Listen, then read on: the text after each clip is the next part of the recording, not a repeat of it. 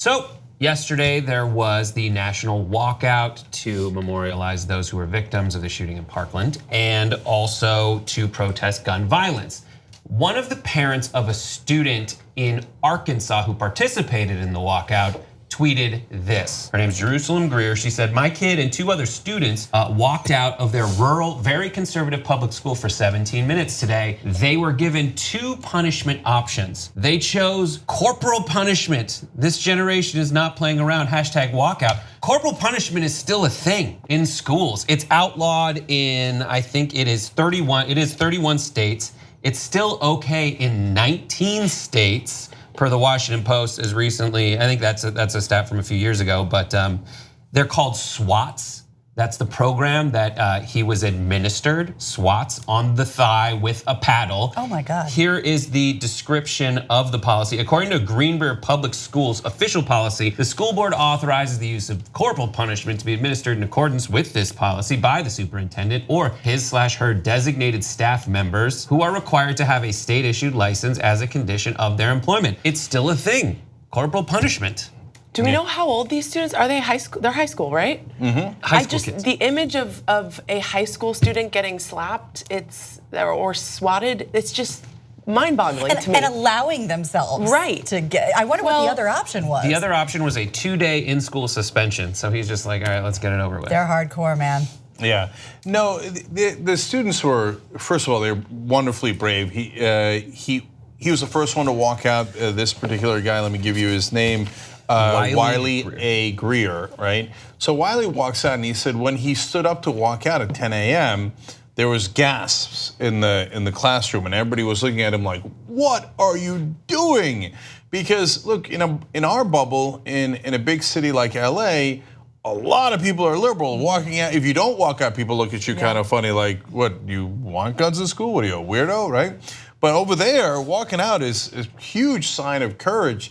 And he said he went out and then he sat on the park bench in front of the school and he's like, is anybody gonna join me?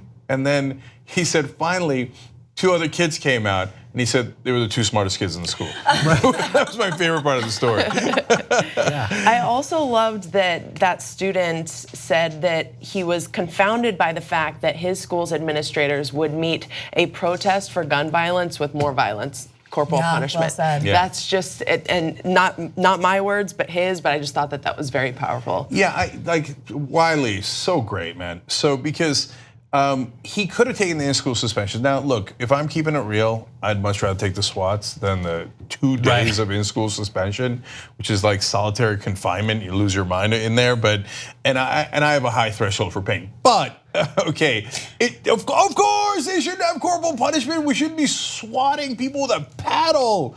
And like, luckily there are some rules and regulations, and so there has to be another adult present. Which that was the main thing I was looking for. I'm like, wait a minute, what's going on with this paddling? I want to make sure that everybody's safe here. But he said he took the punishment to make a point about the violence, right? It wasn't just that he preferred the swatting. He says, no, corporal punishment shouldn't exist in the schools. And I took it to make the point that Simone referred to. Well, and don't you think it's so hypocritical and, I don't know, backwards of any school that's trying to teach kids how to think critically and won't allow them to do something that's part of the national conversation? And that's what a lot of parents think, and I back them up when it's like, if I had a kid that age, I would say, stand up for what you believe in, but you better be able to defend it. Don't just do it because your friends are doing it, do it because you understand why you're doing it. And isn't that what school's for, question mark? It's just so weird that what that moment has to be like when you're in the principal's office and you're like in trouble. Right. And someone comes out with a paddle. Right.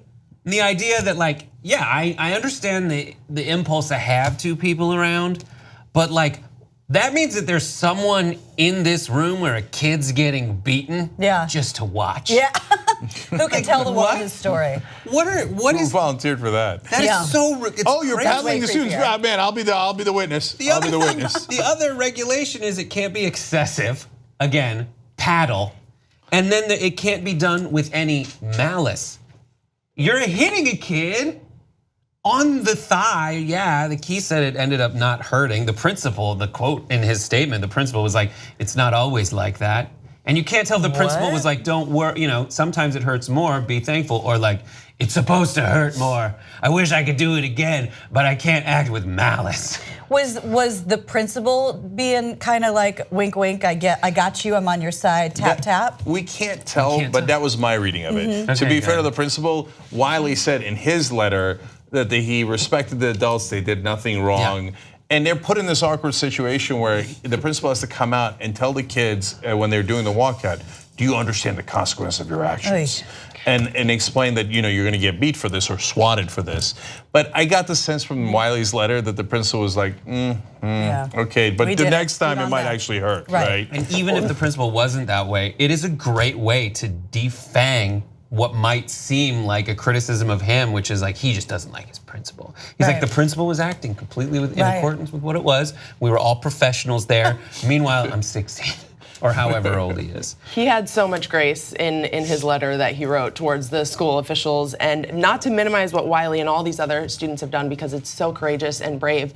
But when you look back through history and the way that students have changed the course of history through walkouts and marches and protests, the consequences that students today are facing are different, markedly different from what they faced, when the KKK might have targeted you, when you were marching in your school and trying to, fight for desegregation or integration in the schools. So that, again, not to minimize what these students have done, but just to show how powerful these statements can be and how much change they can really affect when you look back through time. And of course, probably the most famous instance of fighting against segregation was in Arkansas as well. Yeah. What you just watched was one of the videos that we do today, but we actually do a whole 2-hour show every single day. It's a podcast. You can watch it in video or listen to it as audio. You can download it, you can stream it, and you get it completely ad-free if you could become a member of the Young Turks.